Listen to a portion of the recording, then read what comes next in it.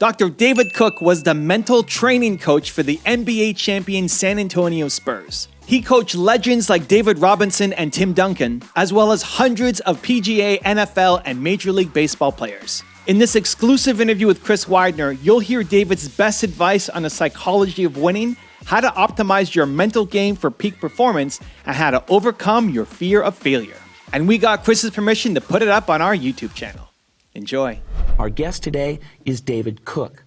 David is president of his San Antonio-based peak performance firm that bridges the gap between the sports and business arenas. As well as speaking and coaching, he directs creative leadership retreats that incorporate golf and/or wilderness adventures in the Texas Hill Country.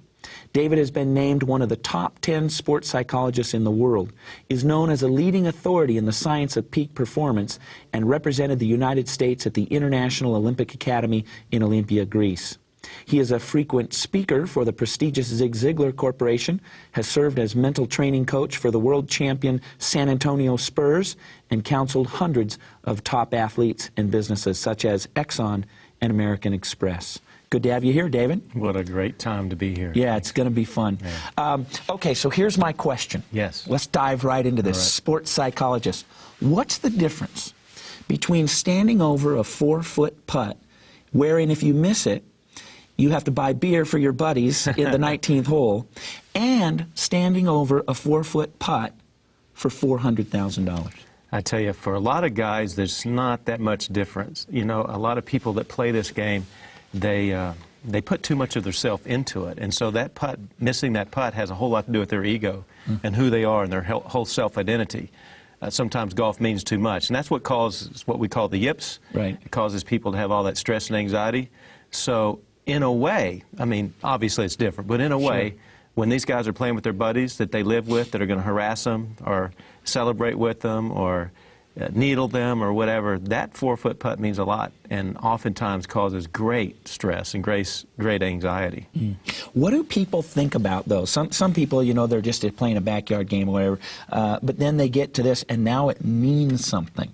How does that part about meaning create the inability to make a putt that they could make all day long? I tell you, and here, let me give you an example of something that you can try to see about that meaning. Take a putt, take a ball, and put it 6 inches from the hole and see what you're thinking as you take the putter back and hit it. Nothing. Take it back a foot. Nothing. Take it back 2 feet. Nothing. Somewhere between 2 feet and 4 feet, you take it back and people, all of a sudden, they start thinking, I could miss this, or this is a real putt, or this is not a gimme.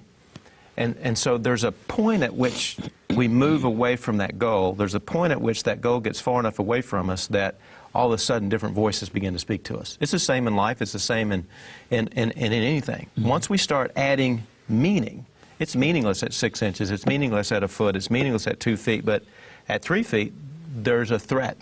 And the threat happens around 3 feet because it's short enough you should make it. And so if you miss it, it really must mean you're not very good. Or you can't get it back. It's, you know, it's gone forever. But meaning comes as we, in sport and in life, as we define the, you know, what it means to our ego, to our self-confidence, to our self-concept. And what I try to teach people is, you know, it means too much. Let's really look at the truth instead of the lie. The lie is always that a putt going in the hole or a basket going in the basket or a field goal going through the uprights says something about me that's true to the world, and our culture puts it right out there in front of everybody, and either you're a failure, you're a loser, you're the GOAT, and that's your label, because that's what television, entertainment, that's what the fans say, without understanding that that has nothing to do with the worth of a man. But that's sort of what we built in this culture. My job does it go both directions? Do we say, if I make this, I'm great, if I miss it, I'm bad, and the fact is that neither are true? Absolutely. So it's about knowing who you are aside from your performance. Absolutely. There's a head and a heart part of what I do. The head part teaches people how to deal with the interference in the context of the performance setting that they're in. The heart is about the perspective that they take into that contest. And I think in my field, probably in the performance psychology feel overall, the number one issue is the fear of failure. And the fear of failure causes people to walk into a contest with baggage on their shoulder before the game ever begins. In other words, they've taken their potential and they've lessened it before they ever get to the field because they've taken something into the field with them that is not necessary to be there. And it keeps them from being free to perform and to do the best they can. You don't get to be in the NFL unless you win a lot, unless you're a very good, skilled athlete. You don't get to the PGA Tour unless you can deliver. You don't get to that level. Why then, even at that level, after having proven for 15 or 20 years that you are the top, one of the top 100 players in the world, do you still have a fear of failure? Well, several things. Number one, it's a movement in a level. The people that win the major awards in the different sports this year in college are moving to a pro level next year. Yeah. It is really no different than the kid that played junior high ball moving to high school, and the high school player moving to college, the college moving to professional. Every time you move a level, most people that are just normal people, there's a question in their mind, can I make that jump? Am I good enough? And usually what happens is that we've idolized some of those people that are just in that level above us, and all of a sudden we're surrounded by them. I can remember one of my PGA Tour clients one day calling me up and saying, I'm paired with him. I said, you're paired with who? I'm paired with Jack. And this was back in the 80s, and they were both in contention actually for this golf tournament, Jack Nicklaus and the gentleman I was working with. He said, it's the first time. He said, I'm paired with my idol. This is the guy I grew up thinking about my entire life. I mean, since the kid was 6 years old.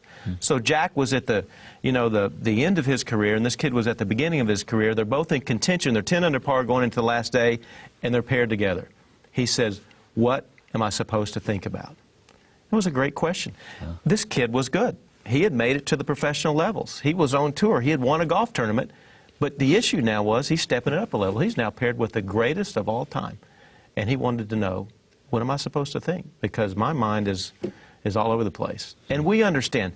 My background in sports psychology, really, sports psychology is the study of the mind and performance. It's sport, we can set that aside. It happens to be housed in the sport. But in fact, it's really the study of the mind and performance, and it doesn't matter if it's business, if it's drama, if it's music, if it's sport.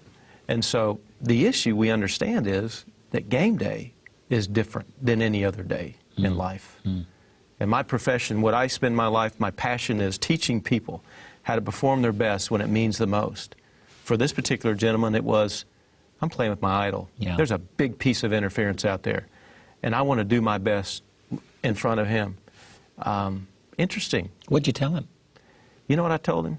And I think it's true for all of us. Number one, count it a blessing that you get to perform next to your idol. Number two, understand that the 30,000 people that came to watch Nicklaus today are going to be introduced to the next champion.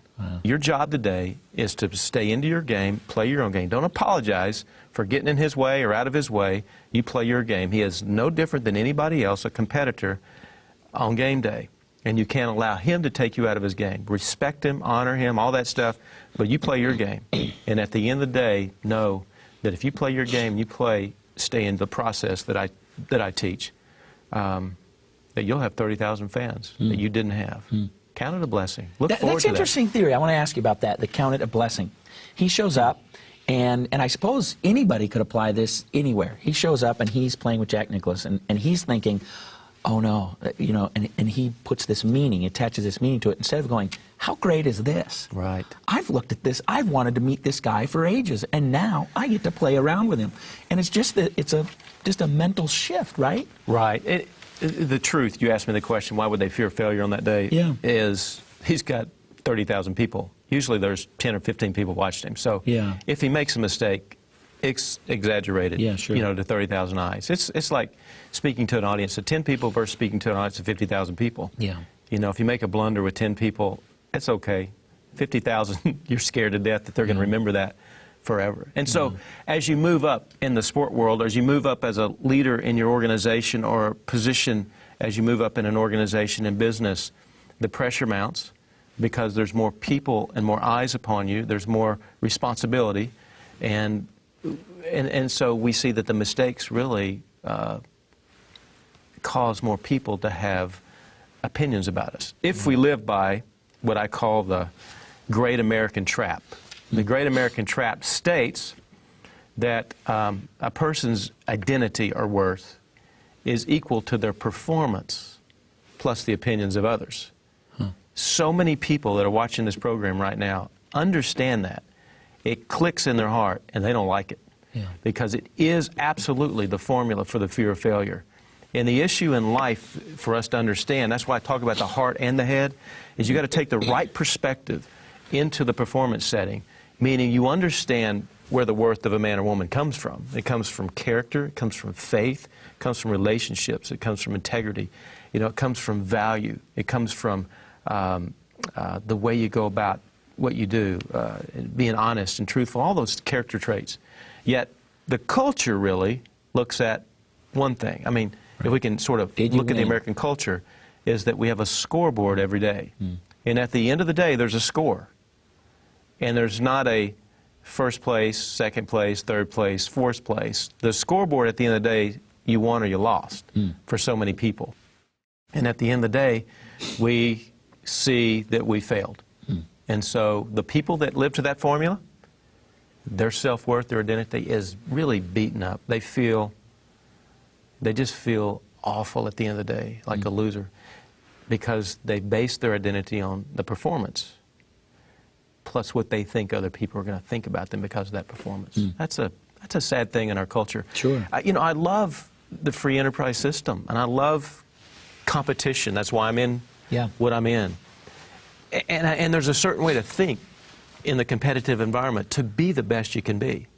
But you've got to understand you must start with the right perspective and have a foundation there so that you don't haul in this fear of failure baggage that attacks people when the performance and opinions of others is what makes them who they are. Once I've got their heart right, then I can really begin to help them understand the process of thinking so that they have a chance for their potential to rise. So is that the process that you start when you're working with an executive or you're working with an athlete? Do you start by addressing the hard issues? Do you say, hey, we're going to get to the mind in a minute, but first we got to find out what all these things are that you place? Is that the process? I've done this for 20 years now, and in the last 5 years, absolutely. I cannot start with the head only. I had a player on the PGA Tour a few years ago in a particular tournament that I was in, and he asked to come in. He was about to lose his card. It was near the end of the year. It's the first time in 7 years the guy really lost his playing privileges, and he was afraid. Because he wasn't high enough in the money? Wasn't high enough in the money. He had a few tournaments to go. The odds of him winning those tournaments in his mind were nil. But one last-ditch effort. He wanted to really work to see if anything in his mind would help him to perform to a higher level. The kid was so skillful. When I speak with a group of people, when I'm working with individuals at that level, I always begin, like yesterday I was in Houston with a great corporation. The room was full of 75 executives of one of the best companies in America. And it was easy to look out and say, the issue in this room has nothing to do with potential. I've talked with your leaders. I understand who it is that's in this room. The gathering of the resources that make up who you are, the potential that's right here in this room is not at issue. What's at issue is how do we allow that potential to come out on game day? My job as a performance coach, as a peak performance coach, mental trainer in sport and business, is to help people understand that having potential is not enough. That you've got to be able to manifest that potential on game day. It's got to come out when it means the most. And so we need to understand what that environment's like, and we'll get to that in a few minutes. This particular player had great skill. He was one of 154 golfers in this particular tournament that could have won the golf tournament. We went through the process, the mental process of understanding that in the context of a competitive environment, you have one thing that you have absolute control over, and that's what you think. And that's the one thing that people give up. They allow the external factors to come in and dictate their thinking and to create barriers and obstacles and adversity within their mind, which keeps them from being able to filter down to the one thing they have control over, and that's a thought process. So the one thing you have control over is what you think. then people, when they understand that, their next question is, so what am I supposed to think? And that's what I teach people. I go through a process, and it'd be particular to whatever environment they might be in. So, there's no one pat answer that covers everything, but we do know, let's talk about your setting, let's talk about the environment, let's talk about the skills needed, and let's create a process-oriented thought structure, what we call a mental journey that you go through before you pull the club back, shoot a free throw, walk into an interview. Well, let's take two of those. I want to give you two. Sure. Two okay. that, the average let me person, finish the story. Okay, gotcha. Oh, right. So the guy in the. I don't want them to hang on the gotcha. story. So, I told him the process, and he knew the process, but it was good for him to hear it. We went out and hit balls and practiced, and I walked around with him. And then the tournament began. And he hit a magnificent drive off the first hole. I mean, way down the fairway. And then he walked with a look of a defeated human being down to his ball. His shoulders were slouched. His head was down. He was slower than the other guys walking. And you could look at him and think, where is this man? What's going on in his life? Between the first, and he parred the first hole, but between the first hole and the second tee box, you can't coach out there. The caddy and you are the only ones that can speak, but I stood right between there. And I looked at him and I just said, I got a question for you. I want you to think about something. It wasn't coaching. I was just asking him a question like a spectator might ask a player. Sure. Do you remember the first shot that you hit as a PGA Tour player 7 years ago? Where was it? What was it like? He raised up, he looked, he thought about it. He said it was unbelievable. And I said, where is that man? What's the difference between then and now? And what happened is he lost his love for the game. He had lost his passion and desire for winning golf tournaments. And he was playing that day, going through the motions, even the mental motions, without a heart. And if you don't play with a heart, you're not going to win a golf tournament. You might hit some good shots, but you got to carry yourself like a champion. You got to think like a champion. You got to have your mind clear, and you got to be competing for the top prize and not taking up space. And for him, it was a matter of the heart. He's on his way back now. He missed a tour and had some family issues and all kinds of things. He's on his way back now. But it was really for him a regathering of himself and creating the passion for what he was out there for. For him, it was about the heart. I do not, you asked the question, I will not start with anybody without understanding, first of all, tell me about your heart. Tell me about your perspective. Tell me about how you feel about this formula. Self-worth equals performance plus the opinions of others. And if they hesitate and think deeply about that, they're carrying the fear of failure. And so we talk through that. We got to remove that. We got to get out there and play for it. A little white ball going in a hole. Yeah, sure. Has not a whole lot to do with life. A free throw going into a hoop doesn't have much to do with life. Now, for all you coaches and all you executives and CEOs and presidents, before you write me off, you got to understand I've been doing this for 20 years. I've seen people succeed at the highest level. I've been with the Spurs through 2 world championships. I was with the Wizards last year when they got in the second playoff for the first time in 25 years. I've been with players, 5 guys on the PGA Tour that won for the first time. I've been to the Olympics in Atlanta. I've been to the British Open, the US Open. I've been to all these places and seen champions. And I've just got to say that success at the highest level with the greatest performers in the world has never fulfilled one person that I've ever worked with or seen win a trophy. And so until we get the heart right, that success is going to be meaningless when you get there. So let's work on both things. Let's work on the heart, have the right perspective so that the journey is really worth it. And when you get to the end, it's just a destination, it's not the end. And let's see that it opens up a whole new door for another opportunity.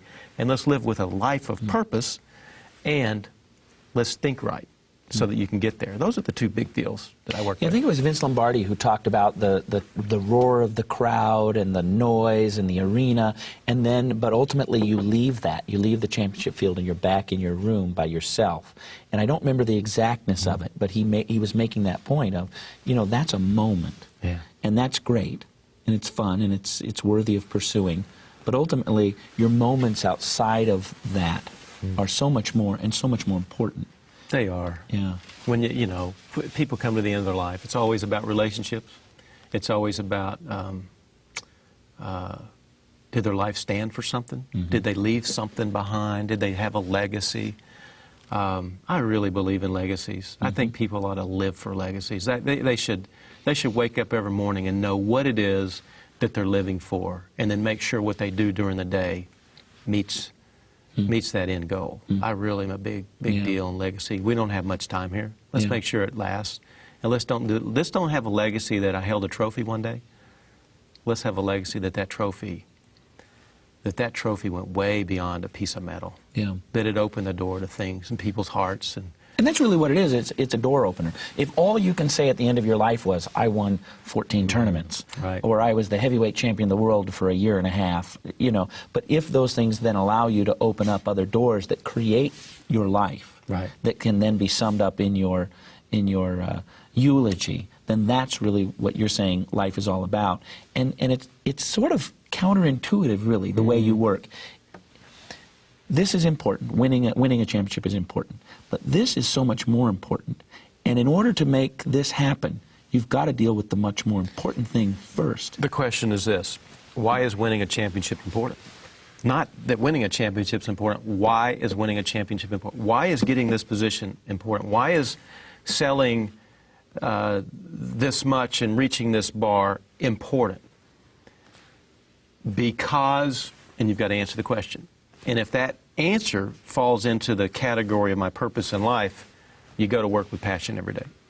Do you ever find people that just, you work with an athlete, very skilled, and you ask them that question and they just go, absolutely. I don't know why. Because Absolutely. It's what I've always, you know, that's interesting. Absolutely. Fascinating. And it has to do with leadership, that there's either parents or leaders around them never really help them see beyond the success that they might have. I've worked with so many absolutely incredible performers that were lost, deeply lost in life. And their social abilities and their physical abilities were miles apart. And their social and mental abilities kept them from allowing this incredible potential to rise. And that's the debate today about letting young kids become professionals at an early age and things like that. I mean, going from college to the pros in the NBA versus spending 4 years with a guy like Roy Williams or Mike Krzyzewski or someone like that. Can you imagine the difference that person, when they go straight to the pros, they don't have that mentoring process. I mean, they're thrown into the lions immediately. You're supposed to pick up this deal and get after it. It's a business. You can be there today and gone tomorrow. In college, there's a family around you. There's an atmosphere. There's discipline. There's all those things. I really am an advocate for allowing kids to mature at a proper level. Now, you know what? There's some young people that are mature in certain sports that you make exceptions for. But you've got to look at some other people and say, man, let's give you a chance to grow. It's a big debate. You know, the answer's, who knows what the right answer is. Hey there, it's Chris Widener, and I hope that you're enjoying this interview that I did with one of the legends of personal development. And if you'd like even more information and great resources from the legends of personal development, all you have to do is click on the link below in the description, and I've got plenty more for you. So with that, let's get back to the interview. I want to tell you about an experience I had and use that as a platform for you then to tell us the importance of this, the importance of a coach and the right coach. When I was 11 years old, I had a great job. I was a ball boy for the Seattle Supersonics. Oh, wow. 7 years I spent. And I started shortly after the season started, and we were 2-11. And when we got to 5-17, the owner of the Sonics at the time said, enough is enough. Eliminated the previous coach, Bob Hopkins, who'd been the cousin of Bill Russell and taken over when Bill Russell left. Fired Bob Hopkins and hired who became the winningest coach in NBA history, Lenny Wilkens. Same players. He made a couple of adjustments. Same players. Went from 5-17 to reaching the 7th game of the World Championship, same year. We came back. We lost the World Championship that year to the, what at the time were the Washington Bullets. Next year we won the World Championship. Same team. Different coach. What is the importance of a coach, and what does a coach do that turns those same people around and enables them to go from 5-17 to making it to the 7th game of the World Championship, winning the World Championship the next year? what does a coach do? What's the importance of a role? And whether it's a coach or a business owner, mom and dad, same role. What's the importance of that? Yeah, let's start with what a dad is and how that, a dad is a guardian of a dream. When a kid is born, they're given skills and talents, and a father and a mother, they're there to help that dream come alive and true and really lead the kid, not push them, not beat them, not press them, but encourage and draw them into their dream. And those children that have parents like that, they're free. They're free to compete for that dream, and they so often that they get there, the journey is so awesome. It doesn't even matter if they finally get to the end of the deal. A coach is no different. A coach must create a dream that the players buy into, and the players must have ownership in that dream. And some coaches are really good at that. They understand. It's not just about X's and O's when you get to that level. It's about the heart and the passion of the people that are playing for you, and it's about the mind. It's about being able to get them up and manage the interference in their life and the whole world of professional sports. And some people have a knack for doing that. Others are really good at technicians, and they're really good with X's and O's. And the great coaches, I believe the greatest coaches of all times, have this ability to reach in and to create a dream that people can believe in. And they want to be on that bus, and they want to be a part of that. And so they join in, and they take their talents and their gifts, and they strip off the fear of failure, and they get after it. And that's the power of influence in a person's life. The words that we speak as a coach, as a leader, absolutely will influence. Like how? Because I think that's a really important point. What do we say? How do we say it in order to bring alive? There's the old proverb that says the tongue has the power of life and death. And it's really true in a coach, a parent, a boss.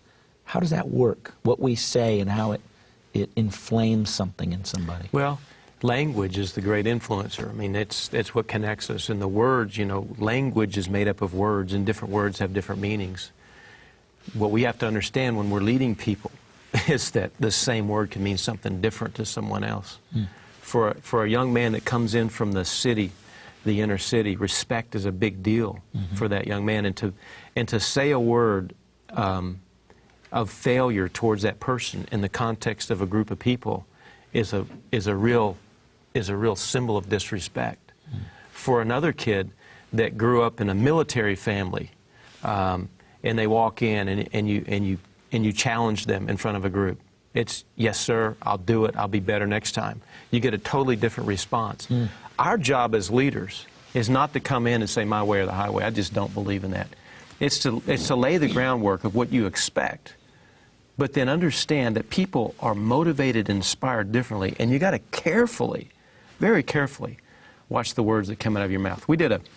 When I was a professor at the University of Kansas for 12 years, I chaired a lot of dissertations and theses. And one of my students wrote his dissertation on NCAA Division I basketball coaches. And we sent a questionnaire out to all the basketball coaches. Who would be the role model coaches for young coaches to look up to?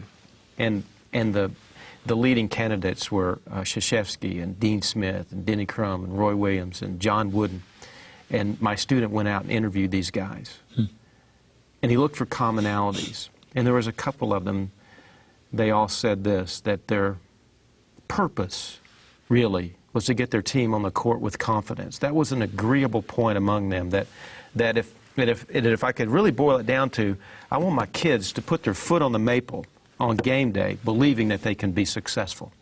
So the follow-up question is, how do you do that? And every one of them agreed with this formula with a little different number. They said, for every criticism, for every mistake correction, for every weakness that you point out, you better come back with 3 positives. Roy said, I think it's more like 8. 8 to 1 or 3 to 1. And so that young people that are coming up, they want to be the best. They want to be coached. They want to get there. If you want to build somebody strong, you don't beat them up and break them down. See, that's a model that we sort of grew up with. And that leaves a lot of people and talented people on the outskirts, because for whatever reason they came in and they crumbled under those words. However, if we use different words You build strength, you build power. These people are able to realize some dreams. In the past, we didn't have time. Time was an issue. So you come in there with the guns blaring, you say, do it my way or the highway, get it done now, screaming and hollering. And we bring in a military model because in the military, you got bullets coming at you, Sure. and it's life or death. In sport, it's not. Yeah. You know, and we've got people coming from all different backgrounds. They're not coming in to go to war. They're coming in to accomplish a goal in a mission.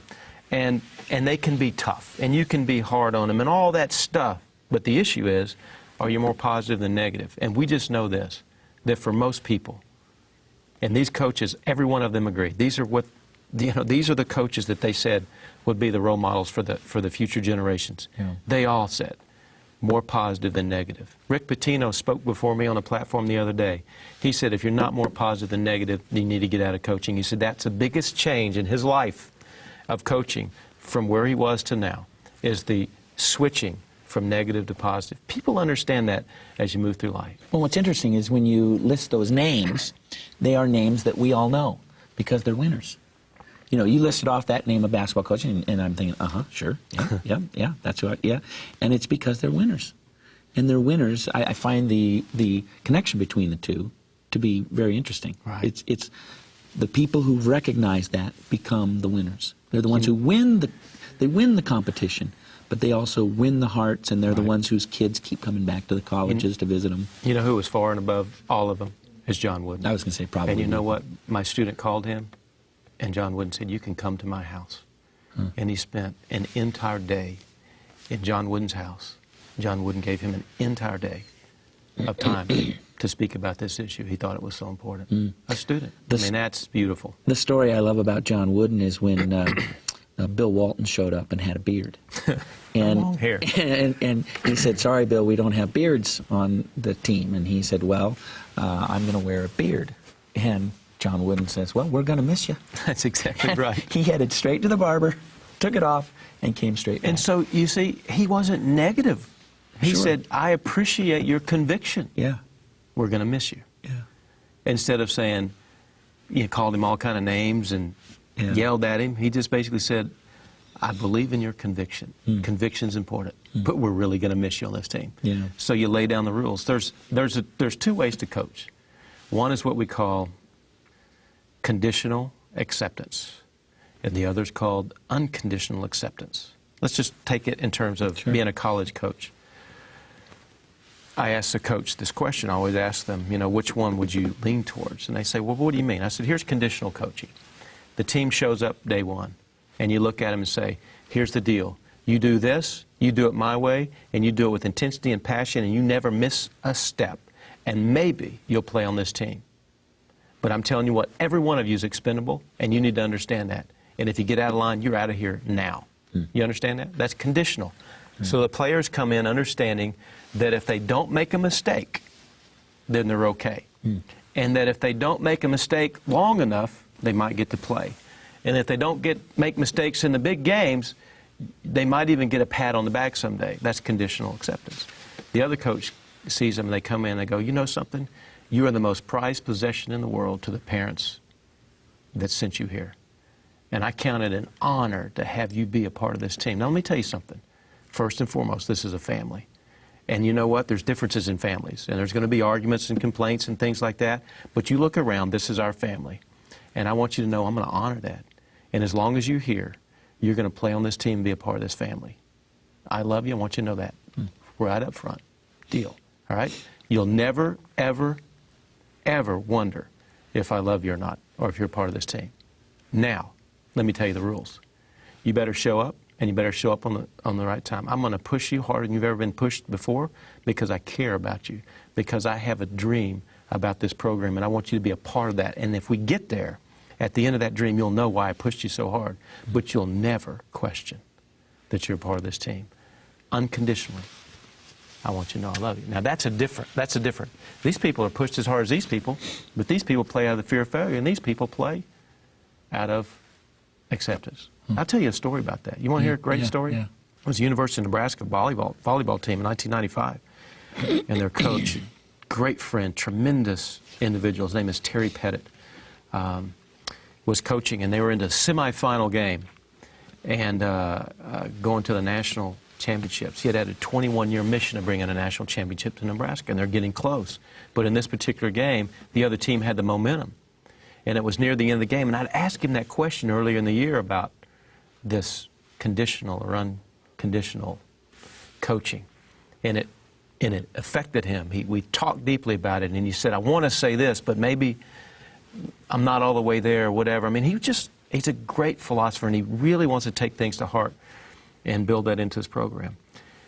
It's near the end of the game. They've lost some momentum. The other team has now scored several points in a row, and they're losing it. The dream is over, and he calls timeout. It's just about at the end. And he says the team's coming towards him. He said, I have no clue what I'm going to say to this team. He said, I'm not a, big hugger, big, lovable, huggable bear like some coaches might be. I love the girls. I'm serious. We do business, and I teach. I'm a teacher. But he said they came to me and they looked at me, and they were looking for something. They were looking for hope because they had lost it. They had lost momentum. And all the girls circled around him. And he said, I don't know where it came from, but it just started bubbling up from the inside. And I looked at him, and I just slowly moved my eyes across the room, around that little huddle, and I looked every girl in the eye, and I said, I want you to know something. Whether you win or lose this match, I love you very, very much. And he turned and sat down. That was it. The other team's over there diagramming plays, and they're doing their X's and O's and all this kind of stuff, and there's still 20 seconds to go on the timeout or whatever, and his girls, they just got tears in their eyes. They almost just burst out in tears. And as he walked out of the huddle closed, they put their arms around each other, and they said, let's go. They walked out on the court, and they just stared at the other team, waiting for them to come out. Something changed in their hearts. The other team came out, and they served, and it was in the sudden death back then, and Rally Point was going, and Nebraska scored and scored and scored and scored and scored and won. And the other team had no chance. At the honors banquet at the end of the year, every girl, they ended up winning the national championship. Every one of the girls, every single one of them said, Coach, and they looked at him, the season turned on a dime when you told us that no matter if we win or lose, you loved us. And you know what it did? It freed them up. It took all of the fear of failure, and it freed them up. And that, I don't know why more coaches can't do that. I tell you the ones that I admire do. Roy Williams, I love that guy. He did that. He does that. He was one I was as close to at Kansas as any. They're able to do that. The players understand that they care. I think the issue of Roy moving to North Carolina probably hurt him, that decision, harder than anybody else finally making it. I mean, who can blame a guy for going home? His dream when he was a kid in North Carolina was coaching North Carolina basketball. And he turned Kansas basketball into something that was so amazing. And he built something, and to leave that broke his heart because he knew that it was going to break some people's heart. But he's going home. Who could blame a coach? Is that the same in corporate America? Okay, so it's one thing, you're talking about a team, they travel together, and they've got this big common purpose. Now we take it into what the typical viewer is looking at. They've got a team, they run a small business, 14 employees, or maybe they're part of a division of a larger company, they got 50 employees. Is the same relationship and the interactions between, is it the same thing? The boss has to let them know, look, we have relationship regardless of performance. Is there, what's the similarities there? I cannot see a difference. I can't. And some people might say I'm naive. I can't see it. I speak like you do with hundreds of corporations around the country, top ones. I mean, they're the 1, 2, and 3, some of the top corporations in America I've been with. And I would say this if they asked the question, and that is this. What's the meaning of an organization? When you have a name, you name an organization, you have the name up here, that entity, what does it mean? It is defined by people. It's defined by a number of people. Right. And it doesn't matter if there's a product, a service, or whatever. All business is defined by people first. Those people can create it. Those people can sell it. Those people can market it. Those people can communicate with themselves and be a team and make it happen. It's always about people first. And when you come into an organization and say, instead of saying, you've got to sell out for this organization, which is just a name. It's a name given to define people. You got to sell out to this moniker, whatever it is, then we're wrong. I keep waiting for, and I know a few people that do this, for the day that an organization walks in and let's say I'm interviewing you for a job. And the first question I ask you is, number one, tell me about your family. Number two, tell me about your passion. Tell me about the legacy you want to leave in life. What is it that you're really about? And you tell me about that. And then I tell you a little bit about mine. I'm going to hire you. I mean, how many guys have ever heard that? Because I know something. What makes this man's heart tick is what I want to capture in my organization. And if I have interest in that, then I believe that person is going to be loyal.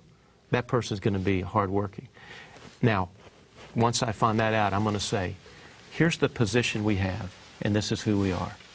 Let's you and I discuss for the next 2 hours, this is not a 10-minute interview, how your passion, dream, legacy, and love for your family can be encouraged, enhanced, and brought about with the position we have for you right here. How can our organization help you get there? Are you serious? That doesn't happen very often. Are you serious? And if we find out that the salary and the issues around this and the ability to teach you leadership skills and the opportunity for you to do community service, because I'm not going to make you work 80 hours a week, and the life balance and all the stuff that we have in this job, I'm going to push you, I'm going to encourage you, I'm going to hold you to the task, I'm going to, you don't have to follow rules. But if you know that my deal as a leader, as an organization, is that you're important, that you're family first, and that my job is to help you reach your legacy, and if the point at which this job can't help you do that anymore, I want to help you find another one, are you going to come to work differently? Is your family going to stand at the door and go, Daddy, go, I want you working for that organization because they care about you like we care about you? What is wrong with our organizations in America today is that people are going to work for a check. And they know that just like in sport, professional sport, at times they can be a number, and they have a life cycle.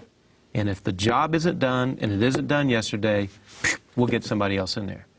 And all business struggle with this whole transitioning of old and new and all that. If we could keep people longer, and they know that we're sold out for them first, and that the organization is just a name, and it's really here to help the people in our organization reach their legacies. My gracious, that's how you build a winning team. That's how you build championships in sport. That's how you make kids strong. That's how families grow. Why would it be any different? It has to be more than a check, because it sure does. They're just coming to work for a check, then you got problems. I sat next to a gentleman who spent most of his career as a second, even sometimes third-string quarterback, and we were sitting next to each other at a luncheon, and somebody made reference to it, because it was a close-knit group. There was about 40 of us, and we knew him, so somebody poked a little bit of fun at him. And I turned to him, I said, I always thought the best job in the world would be second-string quarterback. All that money with none of those hits. And he chuckled a little bit, and he said, yeah, but at that level, we all like to play. And it was, here's me going, boy, I'd love to make $3 million a year sitting on the sideline with a clipboard and a ball cap. And he's saying, no, I want to be in the game. All champions want to be in the game. Yeah, all champions want to be in the game. I want to shift gears and ask you a question. There are people who dominate their industries, winners for long periods of times, names like Tiger Woods, Barry Bonds, Wayne Gretzky, Tom Brady, although he's probably still young. We'll go to Joe Montana. Are they unique individuals that other people cannot repeat, or are they individuals who, over the course of experience, etc., have unlocked the keys to winning regularly? I mean, I've got this theory that the difference between Tiger Woods and the guy who's number 150 on the money list, probably not a lot in terms of swing, and I mean, they're all really, really good. I would say, with the names that you mentioned, that we have, this is the wrong term, but the perfect storm coming together. Sure. What you have is people that are physical geniuses that come together with mental toughness and great ability to deal with interference. And you bring those two things together and you create a Michael Jordan, you create a Tiger Woods, you create a Wayne Gretzky. Unbelievable talent. So, I think the honest answer to that is that these people are special physically, and they're special mentally. Now, the real issue in life is there's a lot of people that are gifted physically that don't understand what you and I teach. Right. And they're 150th on the money list. Right. Or they're 200th. Or they're in the CBA. Yeah. Or they're an NBA bust. Yeah. Because they haven't understood the importance of this. They're not disciplined in the mental side, or maybe more importantly, they weren't parented that way. Sure. I think that one of the keys to Tiger Woods, there's some great stuff about Tiger Woods golf is my field, and I love the study of Tiger Woods, is parenting. Yeah. Great parents. His parents knew he was special early, and his dad was the guardian of his dream. He took him and moved him forward. And the other thing about Tiger does one of the things we talk about in success, and that is you've got to be self-referenced. When you look in the mirror, you got to say, am I better against that person in the mirror today than I was yesterday? Instead of, am I better than that guy? Am I better than that guy? And that the greatest measure of success that we have is the person staring back from the mirror. And so Tiger Woods wins the U.S. Open at Pebble Beach several years ago. I think he's 26 years old. He shoots 12 under par. He wins by 15 shots. The next closest guy's over par, 3 strokes. He sets the all-time record for the U.S. Open and at Pebble Beach and breaks numerous records. He's 26. Unbelievable. And so they ask him, what's left for you? Great answer. He said, well, Butch and I were just talking. This is back when he and Butch were together. We were talking on the range yesterday, on Saturday. And he said, we've come to the conclusion that I'm only about 70% there. I've got 30% of improvement to do. And you know what he did? A couple years later, 2 years later, after he got sort of hit a ceiling for him, he changed his golf swing. Retooled the whole thing, didn't he? And everybody got on the bandwagon of what's wrong with Tiger, why would he do that? All these other guys in the past that have changed their swing, some of them never showed up again. Why would he jeopardize that? Oh, by the way, he's married now, and there's a big interference and all this stuff. Bye-bye, Tiger. He'll never get back. And then this year, somebody asked him the question. They said, why did you change your swing? Why did you go through all that? And he said, 1, 2, 1. And they said, what do you mean? He said, that's how I finished in the last 3 majors. First, second, and first. Next question. Cool. Yeah. I love the way he interviews. Yeah. You know, those great guys, they have a composure about them. They're great interviews. They're gracious people, and they perform. They grew up wanting the ball in their hand at the end of the game. Yeah. You got to want that. Yeah. So there's a lot more people, I believe, that could be there, that don't get there, because they don't have what we're talking about. I want to give you this definition that I love, and it fits well because it's whether you're in sports or you're in business, and this is about game day. Performance equals potential minus interference. You mentioned the word interference a couple times. Talk to us about that equation. Performance equals potential minus interference. Every person I work with, we start with that formula. And the reason is this: the potential is not enough on game day. Game day is a place that is a cauldron of pressure. Game day is an environment unlike any other environment. And for people in business, they understand what game day is about. They have game day moments or game day weeks or game day months. You know, we're talking about performing your best when it means the most. The big presentation. That's it. It's one thing to do it with your little crew as you're prepping. It's another thing to walk into the client who's deciding whether they're going to spend $100 million on an ad campaign. That's exactly right. Okay. You know, or having to respond to a situation that's critical to the future of this business or your position or whatever it might be. Game day is different.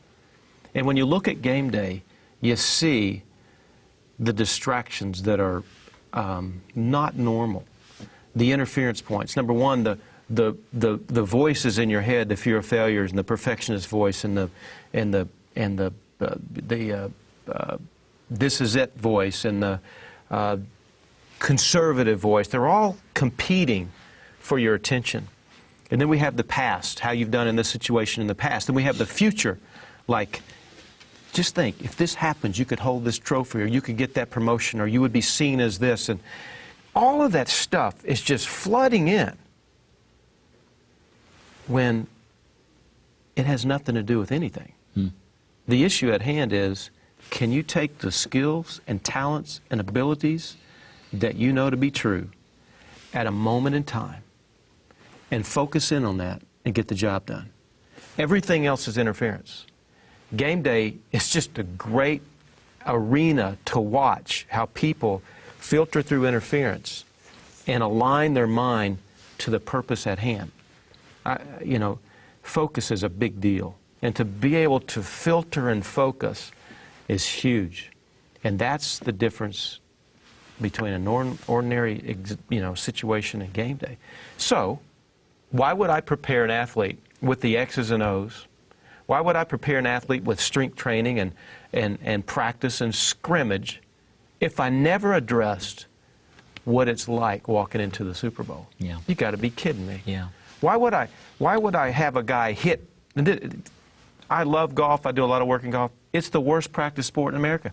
Why do we pound thousands of balls, for those that do, and they're very good players, on a perfectly level, quiet practice range, on perfectly manicured grass with the same club over and over, when the U.S. Open is next week at Shinnecock Hills and the wind's going to be blowing 30 miles an hour? Grass is this deep. And the rough is that deep. Yeah. And I've got the cameras on and I'm paired with some of the best players in the world. I better understand that the beating of the balls is a part of sort of getting me physically ready. But if I don't address the environment in which I'm about to walk into, I got no chance. And that's where people go, oh, next time I'm in that environment, I'll be ready. Let's don't wait. Let's don't wait. You don't get to go to a Super Bowl all the time. You don't get to get in an NBA championship all the time. When the opportunity knocks, you better be ready to open the door. Yeah. Because destiny comes by only a few times in your life. We have a lot of people who are in sales. Of course, all of life is sales. We're always selling. And one of the questions I hear regularly, and I want to kind of have you walk us through a real practical step-by-step. I hear a lot of people say, how do you not get nervous when you're going to speak in front of people? And there are people who, just as part of their job, they have to speak in front of 3 or 4 people. Some people every now and then, 300 or 400. Walk us through what you might tell somebody who their game day is going to be making a presentation. Doesn't matter if it's big or small, but they just don't like it. They don't feel right about it. What would you tell somebody? What are the real practical steps that you tell somebody to prepare as they're getting ready for giving a presentation, so that they're not thinking about all those things that get them away? All right, let's think about it. What in that setting distracts you the most? What is it? For most people, it's failing in front of a bunch of eyes. Right. Or forgetting their lines, or thinking they don't have anything to say.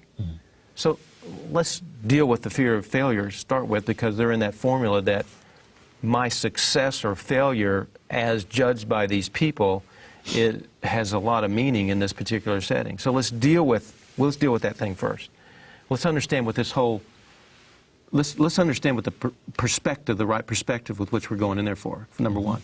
And then secondly, do you have anything to say? Do you believe in what you're going to say? Is what you're going to say important? If it's not, then don't do it. But if it is, then wouldn't it be important for these other people to have it and to know it? Do you have enough conviction in what you have, the material you're going to share, that it just might make a difference in somebody's life? And if you do, then we've got another step. Let's talk about the people that are coming. Why are they coming? They've got some questions. They've got some issues. They need some information. Do you have something? Do you have something that can trigger a thought, a process, a movement in their life? I think I do. Do you know you do? I know I do. Are you important? Are you doing something that's something you can be passionate about? Then do it. Now, when information is given, it can transform a life, whether it's done with perfection or whether it's done with passion. Just make sure you're passionate about what you share. You don't have to be perfect. Nobody wants perfect. They don't want slick. They want real. They want authentic. Can you be authentic? Are you an authentic person? Do you believe in what you're going to say? If so, now, let's practice it. And let's take everything that's knocked you out of the game in the past, and let's just talk through those things. I call that mental toughness training. Take the issues that have knocked you out, dispel the lies, bring out the truths, and get somebody excited about what they're going to share. One last question. Sure. I know that your purpose, one of your purposes in life is to help people fulfill their destiny, whether it's in sports, business, life. Give us a brief comment on what it means to fulfill your destiny. Oh, my goodness. I just believe that each person has a distinct purpose for being here. And at the end of our life, we need to know that we made a difference and that we took the skills and talents and gifts that we've been given and that we used it to the fullest. And we need to surround ourselves by people that believe that about us and share our dreams and goals with other people. We need to have dads that are guardians of their dreams. We need coaches to be legacy coaches to people. We need employees to really get after it and do that with people. But at the end of the day, it isn't about success. Success is part of the journey. And if you think right and have the right perspective, you'll have a lot of success. But in the end did I make a difference? And that's all about your legacy. And it's, people have got to spend time looking for it. Sometimes I get frustrated at public schools because we spend so much time teaching math and English and writing and all that stuff. I'm not upset about that part. I'm just upset that we don't help people find and discover their dream and their legacy and then help them get there. A class on life coaching, success in terms of success that's part of the journey, but not an end and a means by itself. Fascinating stuff. Thanks for being with us. Appreciate it. You're so welcome.